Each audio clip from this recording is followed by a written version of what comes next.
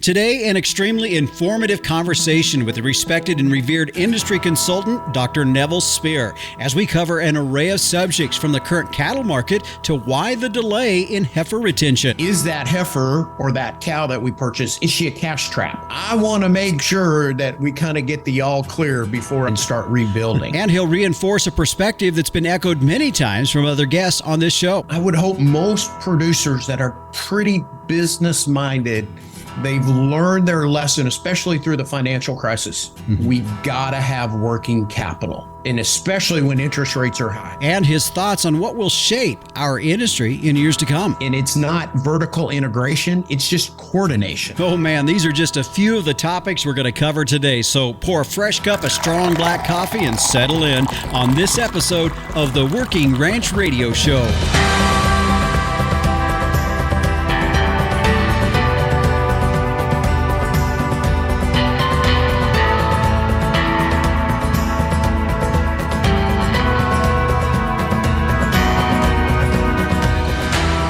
And this is the Working Ranch Radio Show. I'm Justin Mills. We're glad to have you tuned in and joining us for our program today. I'm just going to mention it right off the bat that if you hear something today and you want to go back and listen to it again and you're listening through the radio, it's pretty simple. You can go to any podcast provider out there and you can download the show, or you can go directly to our podcast site at workingranchradio.com. For those of you that use Spotify, how many of you got that little email this week that said, here's your year-end review of what you listen to, and it gives you all your favorite artists and the music that you listen to, and also it even showed you maybe what podcast you listen to. How about you send me a screenshot that Working Ranch Radio showed up on your Spotify Wrap? Now, isn't that kind of interesting? That's something my kids had to show me, to be honest with you.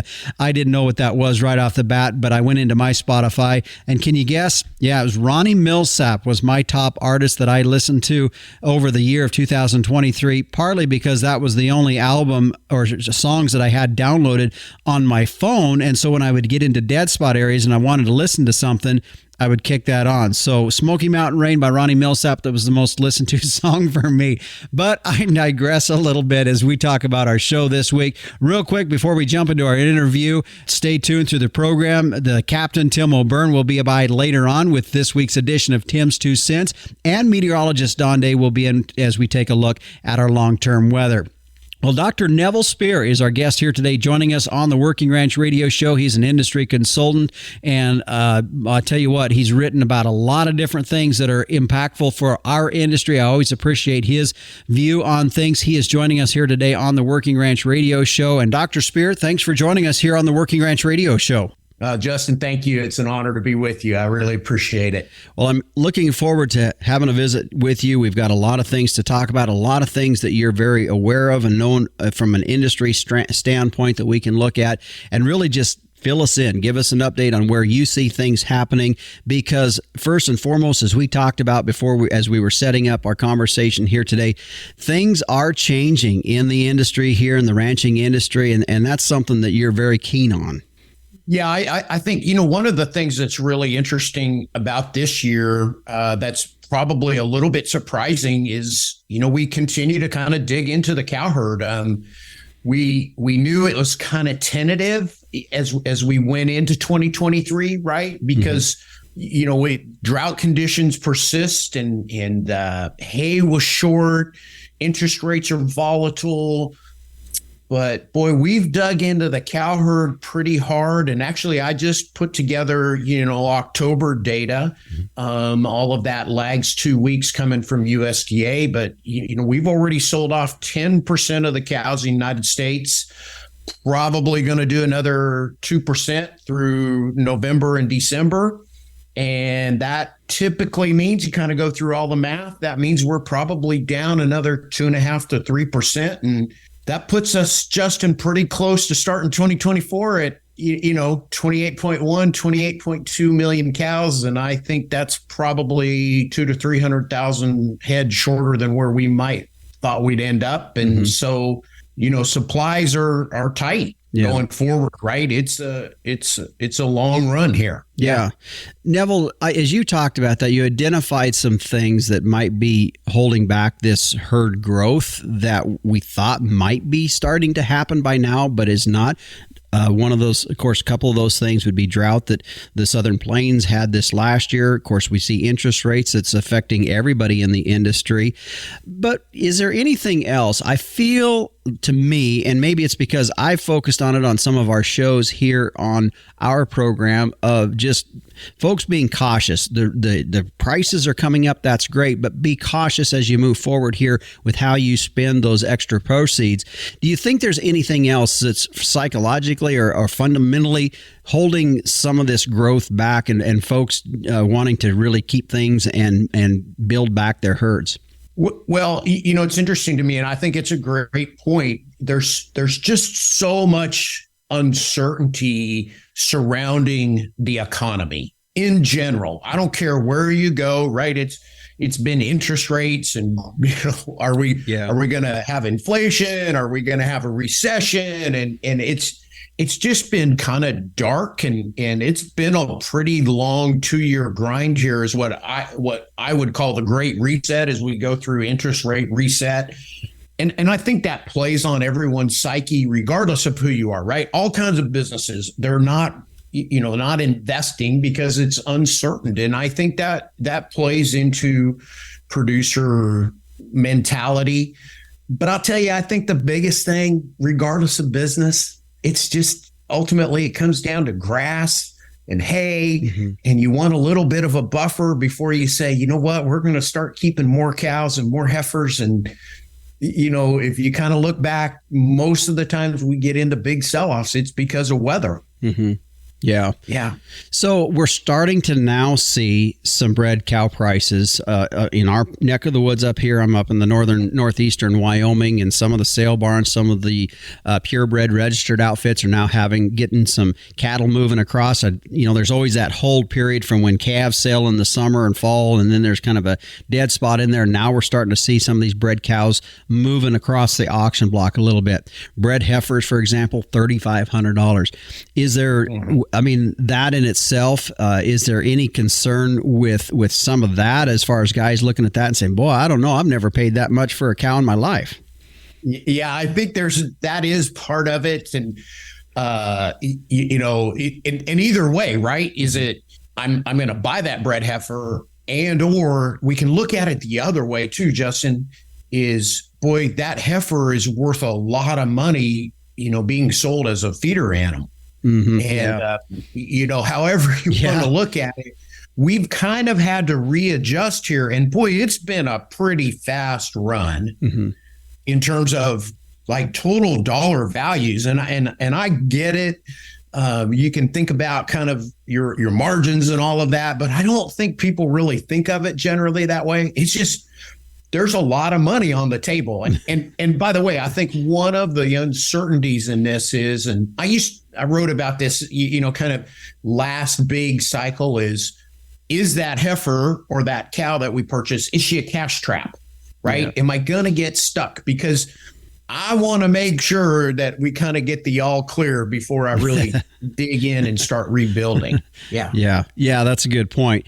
You brought up a really good point there, and that is the fact that these market animals are so high value too, that really is I probably putting as much pressure as anything is like, why would I keep these heifers back to grow them out and make a replacement when we're getting $1,600-$1,800 right now as a 500 to 600 pound calf?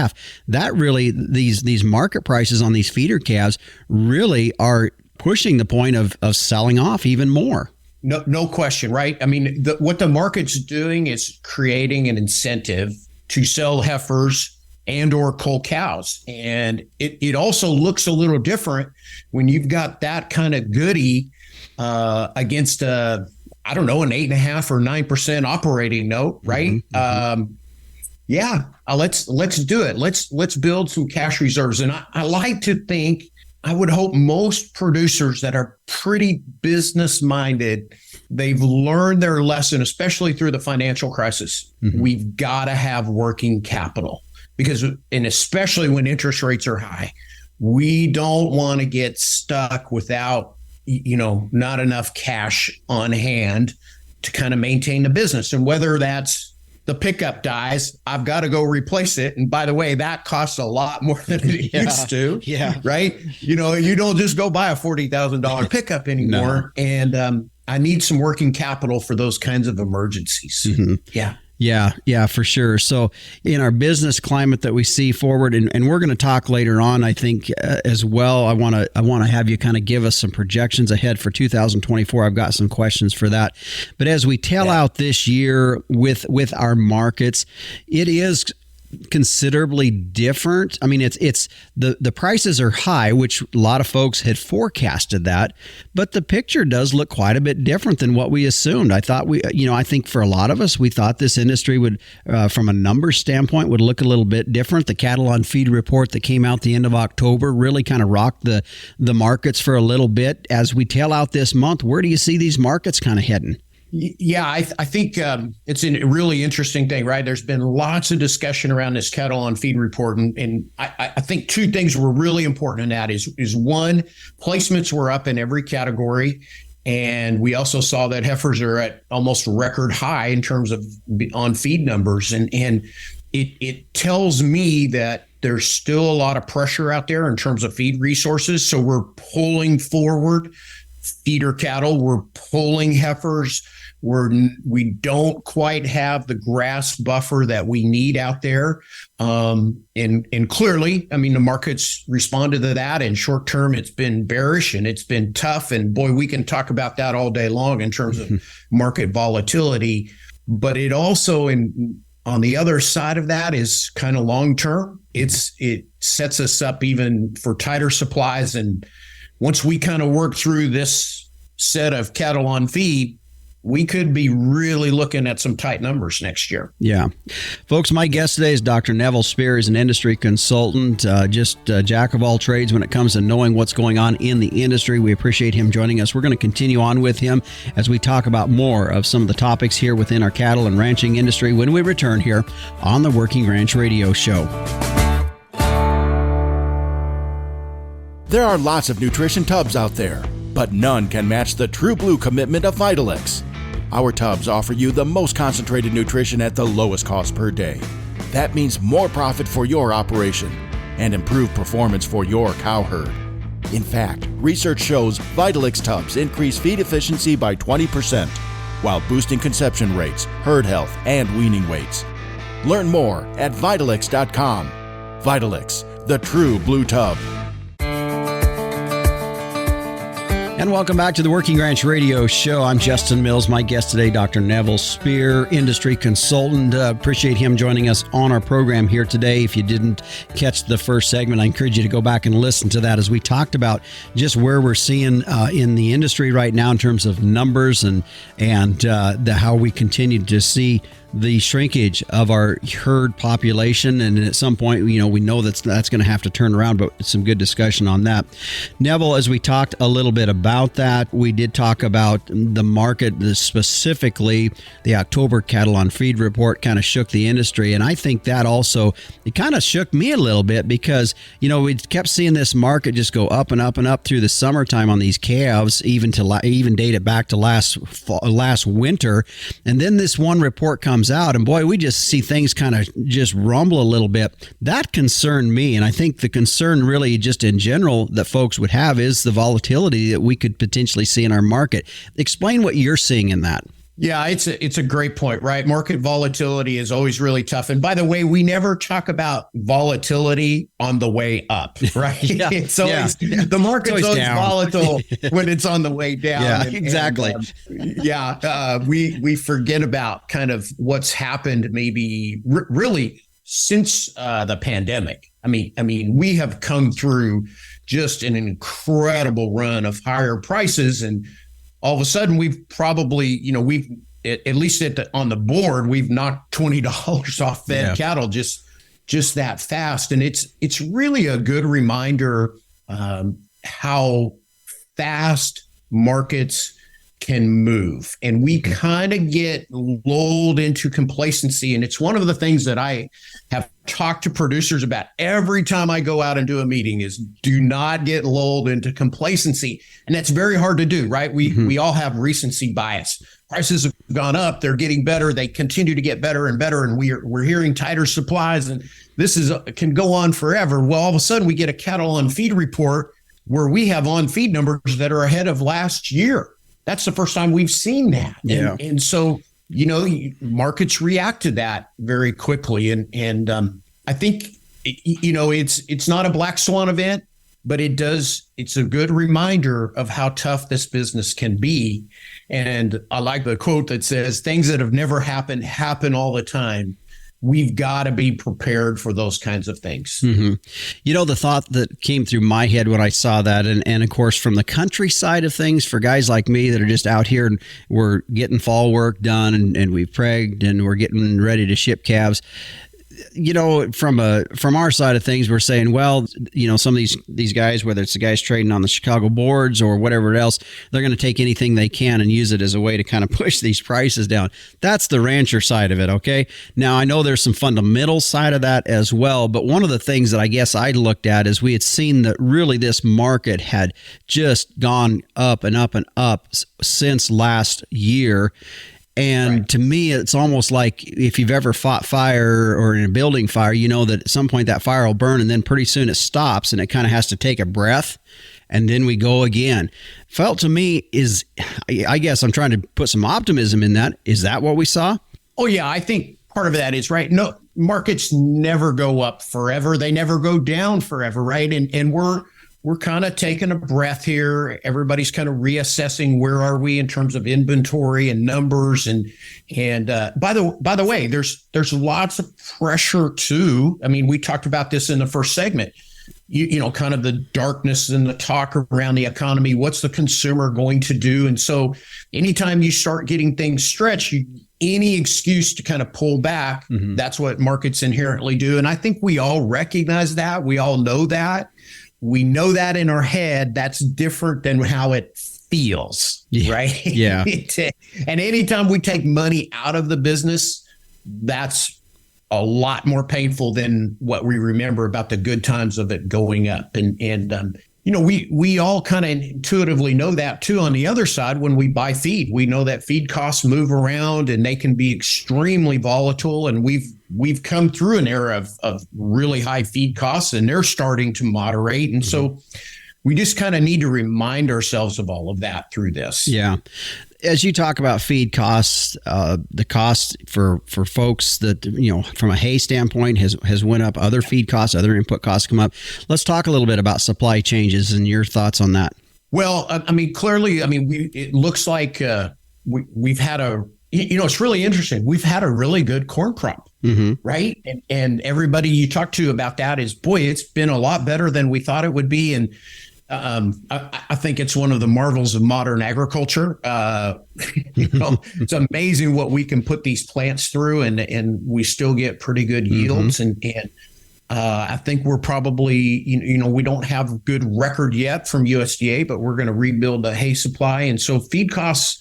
They should give us some buffer here as we go forward, and give us a little bit more room for margin than versus what we had last year. Yeah. And that's what I'm seeing too, Neville, is I price out, I start in about August or so, start looking at protein costs for what I can do. We try to winter as much as we can on grass, but this is the first year where I've seen things kind of stabilize a little bit instead of the increase, whether you want to look at high quality hay or you want to look at different types of proteins. The first year in probably 2 or 3 years where I've seen prices actually stabilize and then maybe even come down a couple dollars.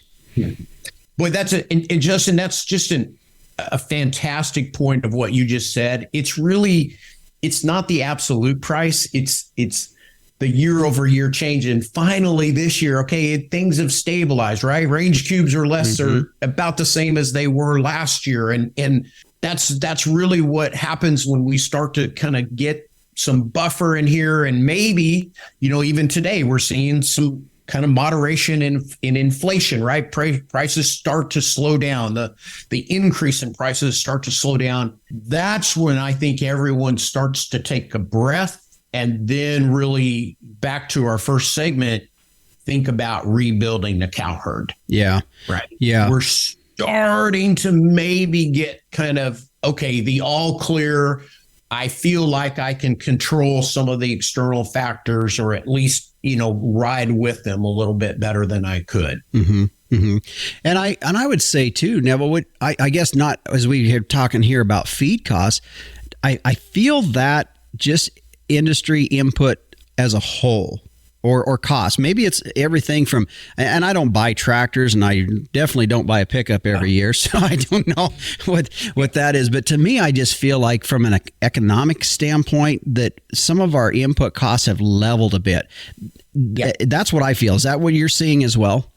No question. And we're seeing that not only on the consumer side, but really on the, if you want to talk about kind of the industrial side, yes, things are starting to level off, or we're not getting those huge year over year increases. And, like one of the big ones is fertilizer. Mm-hmm.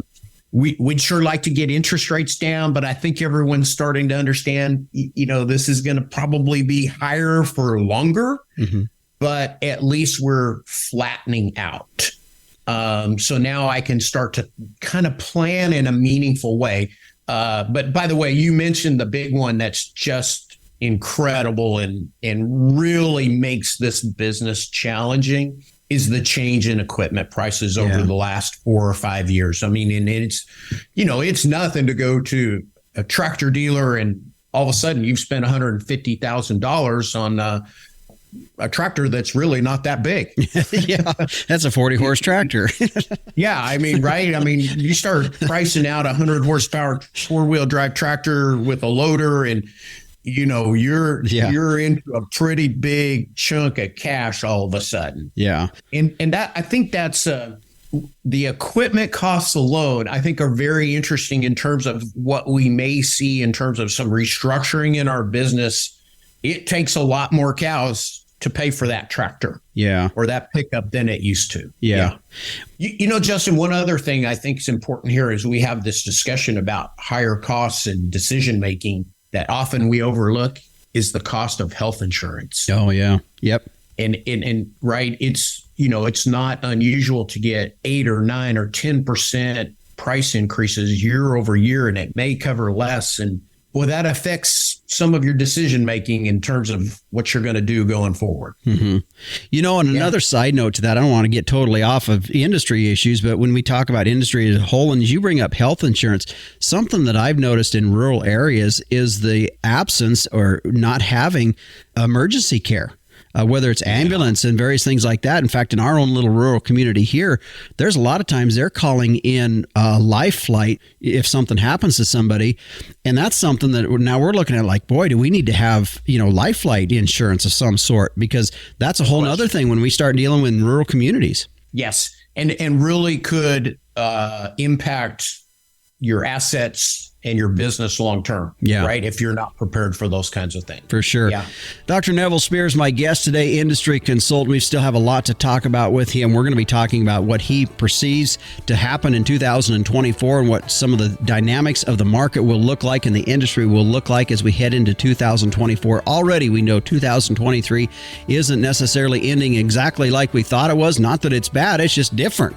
And so we're going to talk with what he perceives what 2024 is going to look like when we return on the Working Ranch Radio Show.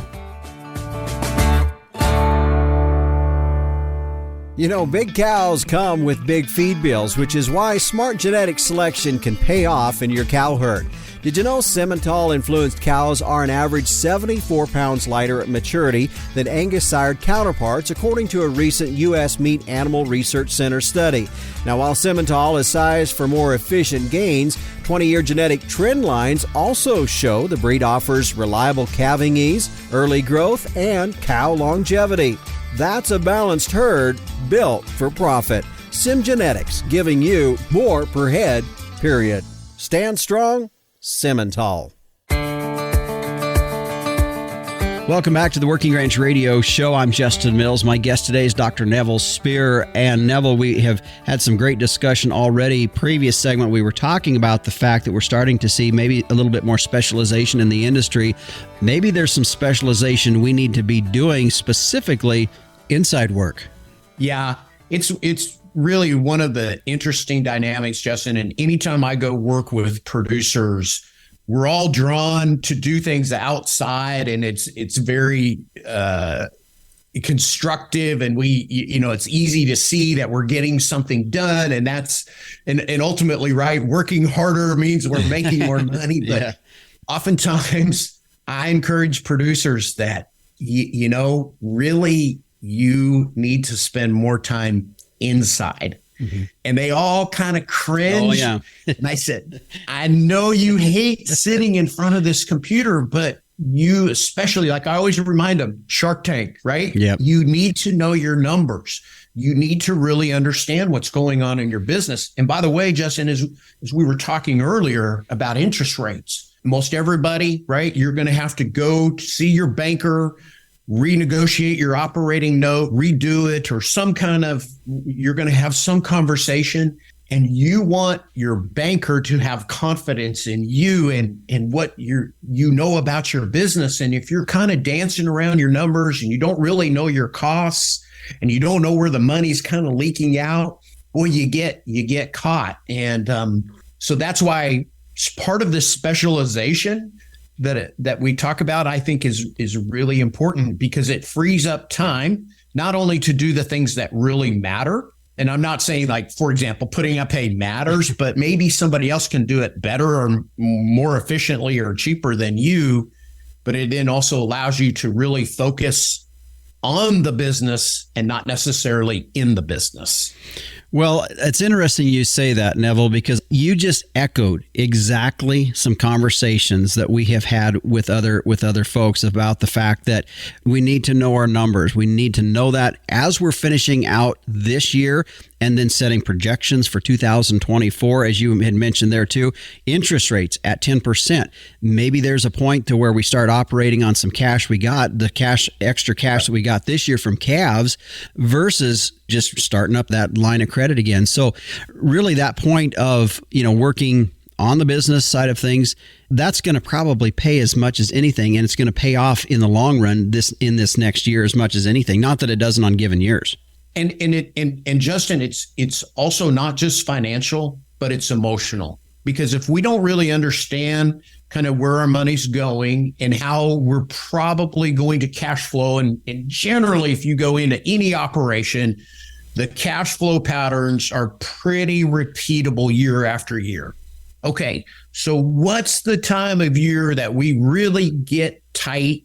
Where do we need some extra working capital during that time of year in case something on the tractor breaks and all of a sudden I've got a $10,000 bill and I can't pay it, and I've already used up all my operating note? Those kinds of things are, and I can't pay a vendor. I've just ordered a bunch of feed and I can't pay, right, the feed store. I will get to be able to, but I can't today. Those things are stressful. Yeah. And then we start not making as good decisions elsewhere. And, it's just really important to kind of make that time to invest and understand where these dollars flow and when they flow. Yeah.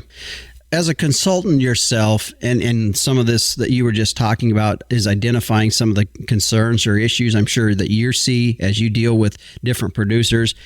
As we look at just with the fundamentals of what we're looking at, anything else that just comes to your mind from a consultant standpoint that you're saying, just be thinking or doing this?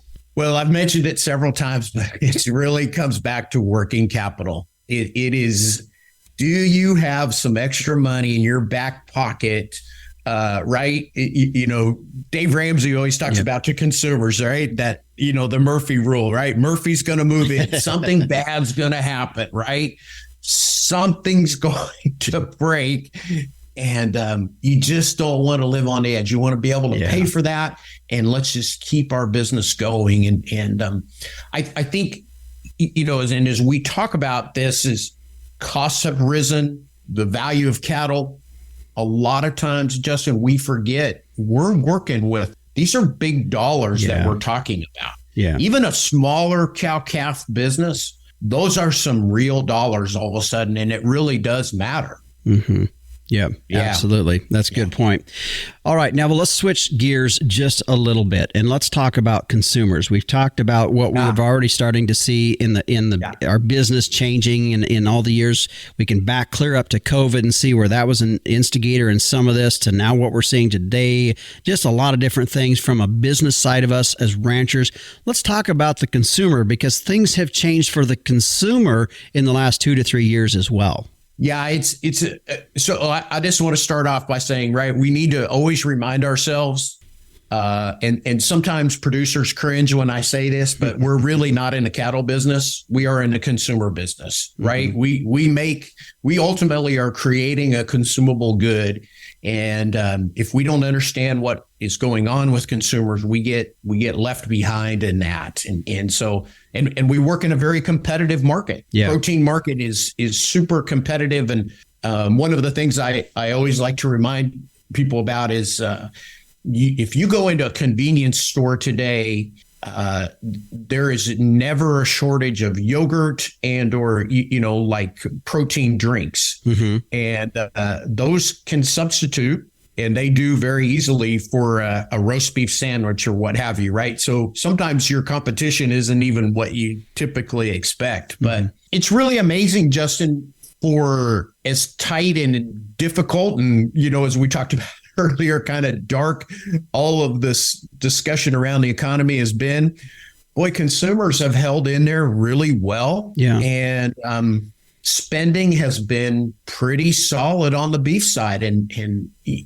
especially at the top end of the market, right? We see a choice select spread. It's still $28, $30 and it's hung in there all year. And we were really concerned about how consumers would back away, but we continue to have pricing power in this business. And I think that really underscores the importance of all the work we've done in the last 20, 25 years in terms of consistency and quality, and consumers really like to eat beef. Mm-hmm. It's a good product. Yeah. Real quick, I want to touch on this before we head to break, and that is plant-based proteins. You had mentioned a little bit ago that not always are we in competition with just a meat product, but this has floundered, for lack of better words, but really hasn't taken off as much as they had expected. Where do you see that going? I mean, is it going to catch some traction at some point, or is it kind of just going to have a struggling from here on out? I see it as a dead business. Really? Completely.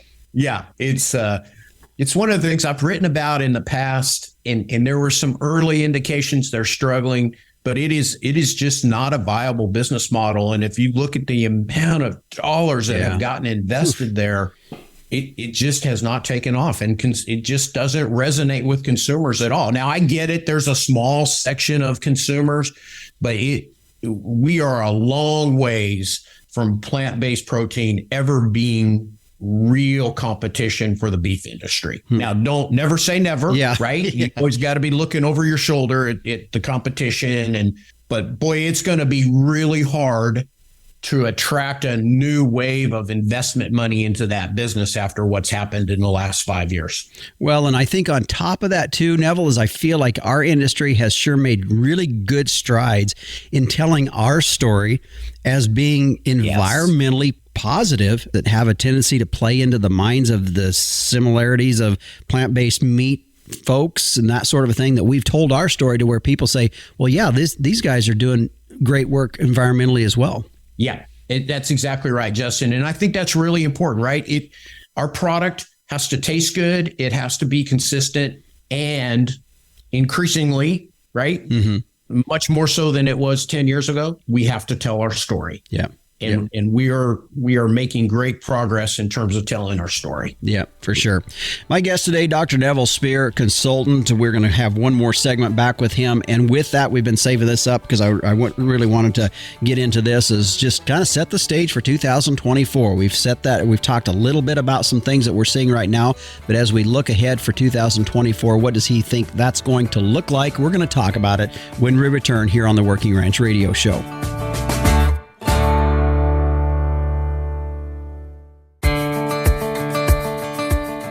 Welcome back. This is the Working Ranch Radio Show. I'm Justin Mills. My guest today is Dr. Nevil Speer, industry consultant. And Nevil, we've had great discussion about a lot of different things that we're seeing currently here in our market and what has brought us up to this point.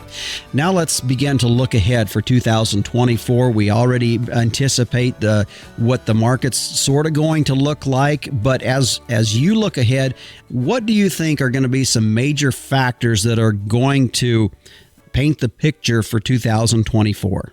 Well, Justin, what I see coming is really an increasing emphasis on what I would call supply chain coordination, what have you.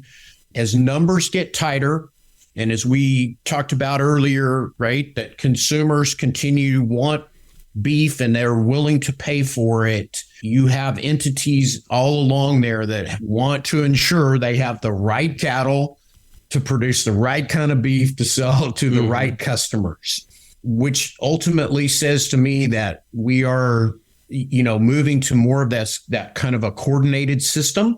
I don't know exactly what that's going to look like, but there's certainly some movement afoot in our business that's doing that kind of quietly and behind the scenes.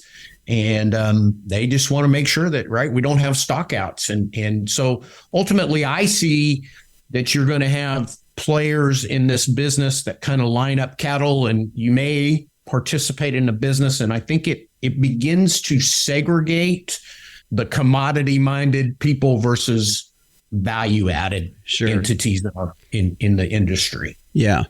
You've really started, if you look back in hindsight, you've really started to see that formulate over the last couple, 3 years, haven't you?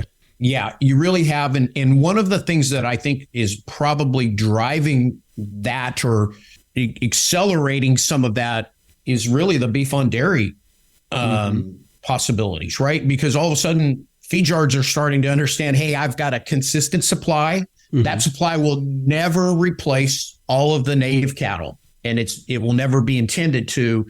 But boy, I can line up like kinds of animals in a very consistent supply that's, continuous year round. Interesting enough, those cattle are kind of, as one nutritionist explained to me, right, they're extended stay cattle. They stay in the feed yard a long time, and then they're very consistent coming out of the packing house. And so they make a consistent product. And so, hey, let's take kind of some of those concepts and let's start to work in the native side and in the beef side and start lining up cow herds to do the same kind of thing. Yeah. Then the key word that you mentioned there, and I've thought about this for many, many years, and I think it can start from the producer side of things, and that is consistency. I think that's a big deal.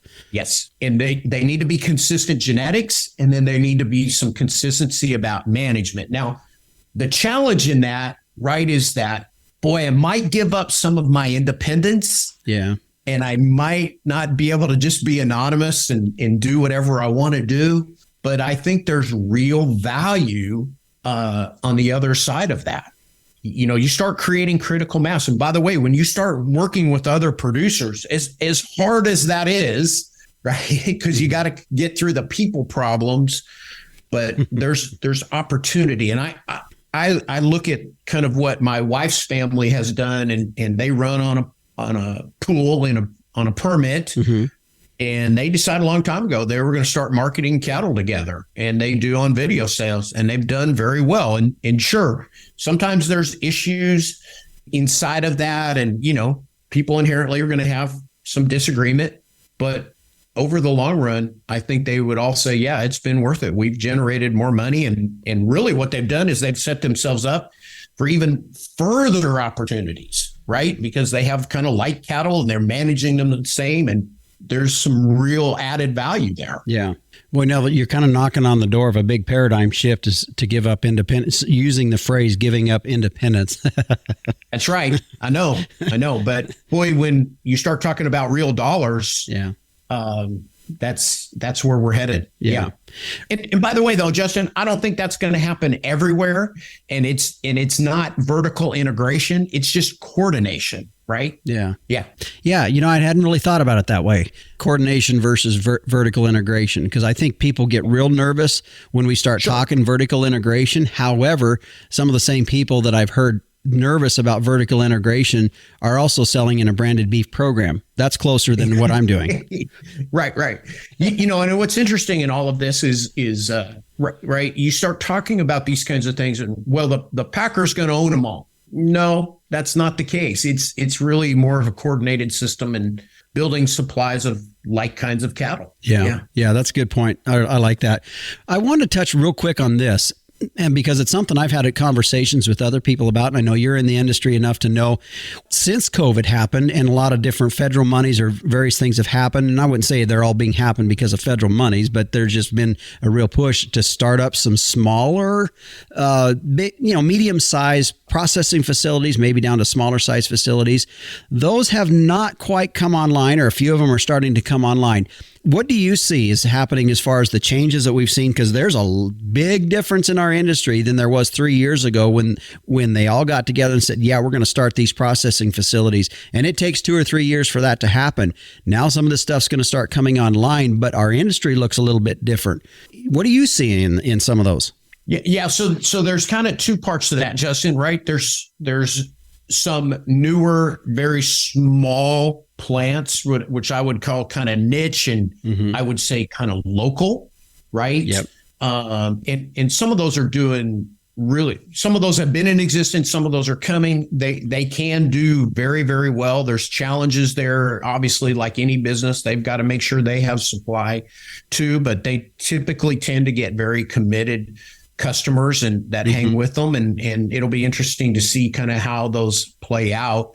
But then also, to your point is, gosh, there's some new kind of larger plants coming, right? We've got the one in North Platte and then discussion about Amarillo and then American Foods in St. Louis, and they're all going to be chasing cattle and we're in tight supplies, and it's going to be really interesting to see how that shakes out. I don't know what that looks like, right? But ultimately it's going to be who probably has access to capital and can survive all of that, because it's going to get really tough to keep some of those going. I mean, some of these larger packing plants are having trouble now, right? And so that's where we start chasing cattle pretty hard. Yeah, and I guess that's been the thought through my head is a lot of things have changed since then. And so how is some of those medium-sized facilities, medium to large-sized facilities going to manage going forward? Because doggone, I hate to see them go by the wayside, because there's at some point going to be a need for those, I would think, when some of the dynamics change in our industry. Yeah, and remember that a lot of the plants that are in existence, let's say pre-COVID, right, and pre-huge packing margins, some of those plants are pretty old. So do some of these companies shutter those or do something else with them? And again, this really, I think, underscores the discussion of what we just had is we need to kind of get some assurance that we're going to get cattle into those plants. They're the right kind of cattle. And ultimately, we want to add a lot of value in the end product coming out of there. Mm-hmm. Yep. And it'll be interesting to see how that shakes out and who's the most successful in doing that, because that's going to be the challenge. Yeah. Yeah. Well, Nevil, I sure have appreciated our conversation here today. A lot of great things that we've talked about. Sure have given me a lot to think about as well. But before we go, I just want to give you some final thoughts and comments as we find ourselves as ranchers ending 2023 and looking ahead to 2024. Well, I think regardless of anything and everything, we will continue to see change in this business. And I know that's sounds kind of tired, right? Yeah. But change really is the only constant in every business. And especially as we talked about earlier, we get into these higher dollar values, there's more capital at risk. That's going to accelerate all of this. And it is decreasingly a commodity business. And that brings some of its own challenges. But on the other side of that, it's also a really exciting time. I mean, this industry has huge amounts of potential. And I'm excited that young people are coming back to this. When I go do meetings and I see 20-year-olds there, that tells me that there is some margin in this business, and young people are excited about coming back into it. Yep. And that warrants a whole nother show to have a discussion with you on that, because that is something that I think is great to see as well. Start to see some of these that are coming back and are probably a little more receptive to some newer ideas that you threw out there, things like coordination with other producers. I think they're probably a little more receptive to that, huh? I couldn't agree more. and really what happens is that begins to snowball, and they'll drive some of that. Yeah, for sure. Yeah. Well, Nevil, I appreciate you taking the time here today to visit with us here on the Working Ranch Radio Show. Justin, fantastic. Thank you very much. Enjoyed myself immensely. Thank you. And again, my guest today, Dr. Nevil Speer. I appreciate our conversation with him. He is a consultant and really one of the industry's foremost writers on various different topics that we as ranchers deal with on a day-to-day basis. Always appreciate his insight that he brings to any issue that's out there. As you can tell here today, we did cover an awful lot of different topics, and just one of those kinds of talks that you just can listen to and walk away with a lot of different things rolling around in your head, and I hope truly help you as you prepare for 2024. Well, stay with us. When we come back, the Captain Tim O'Byrne will be stopping in for this week's edition of Tim's 2 Cents, and meteorologist Don Day will be in with a look at our long-term weather. We'll be back on the Working Ranch Radio Show after this. Looking for the perfect gift for a gardener or weather enthusiast? Introducing the Tropo, a precision rain gauge that has revolutionized both reliability and convenience. Expertly engineered by meteorologists, the Tropo gauge boasts rugged durability, impeccable accuracy, and precision to the 100th of an inch. Visit measurerain.com to order a Tropo today and use code RAINDAY. That's RAINDAY for free shipping and 10% off. Go to measurerain.com. Welcome back to the Working Ranch Radio Show. I'd said it the last two previous shows. I want to mention it again. If you want a great idea for a Christmas gift for someone, why don't you give them a subscription to Working Ranch Magazine? It's pretty easy. If you enjoy the articles and the information that every issue is jam-packed full of, well, you can do it pretty simple yourself by going to workingranchmag.com and start your subscription for somebody and offer that to them as a gift. They'll think of you every time a new issue shows up at their mailbox, and it's a great idea. Speaking of Working Ranch Magazine, the Captain Tim O'Byrne is standing by for this week's edition of Tim's 2 Cents.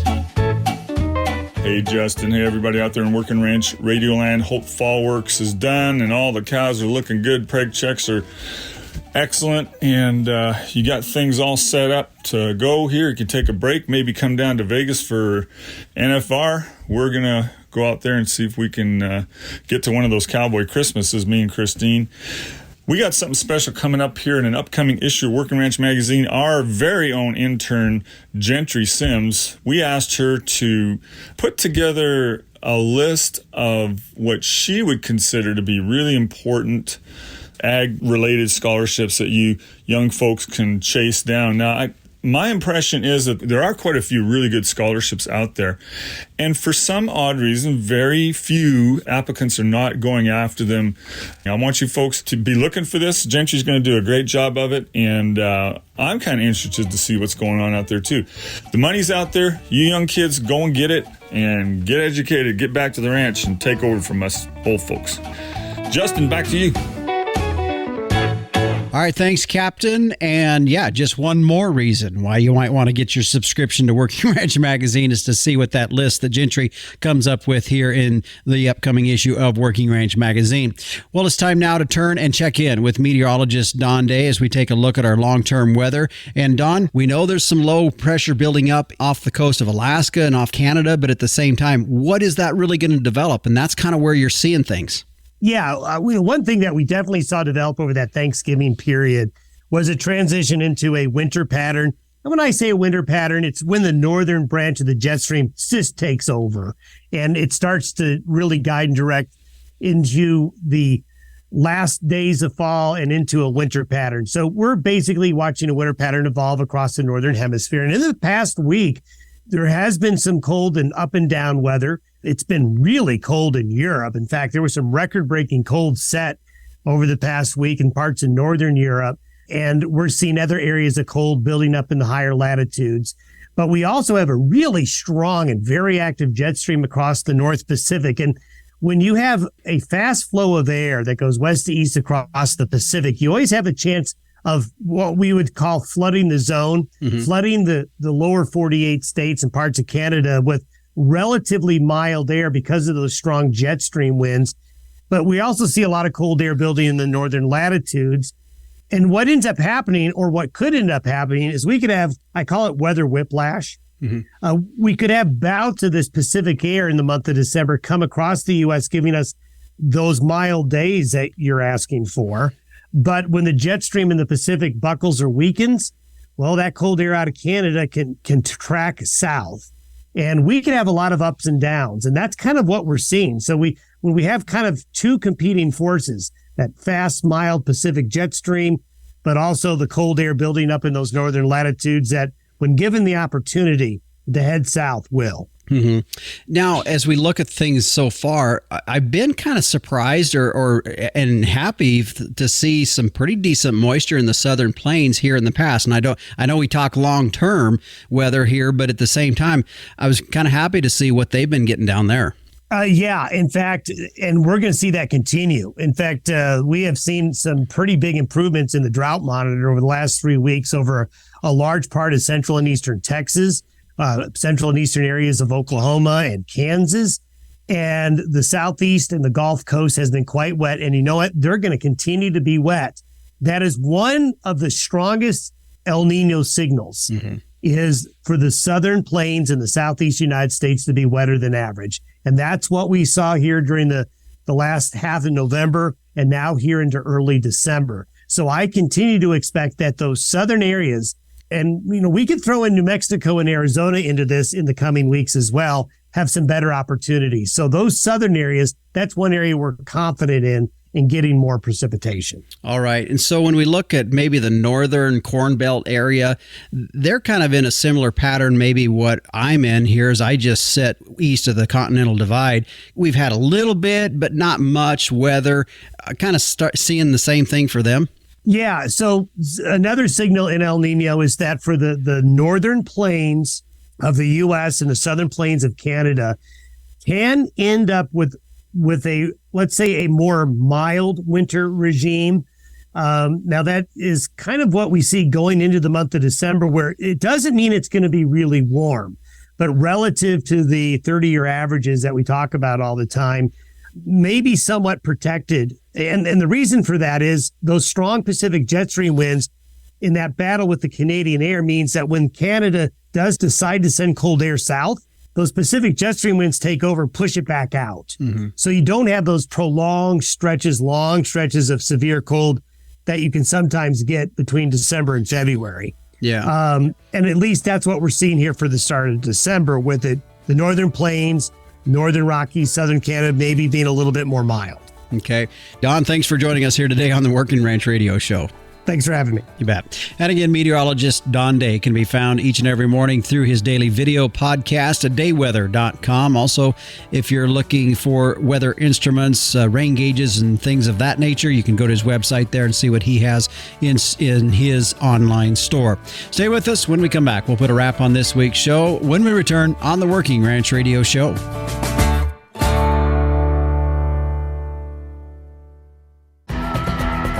Coming up next week, Dr. Chris Reinhardt will be one of our guests as we talk cattle nutrition, more specifically the value of a mineral program and those trace minerals in the diet of that cow, not only as she rebuilds and gets ready for calving this spring, but also that what she can pass on to the health of that next calf. Some of those next calves will be the future of your cattle herd. That's coming up on next week's edition. Well, the Working Ranch Radio Show is a production of Working Ranch Magazine, branded #1 by America's Ranchers. If you want to get a hold of me, my email address is justin.workingranch@gmail.com. I'm Justin Mills, and until next time, keep your chin down and your mind in the middle. So long.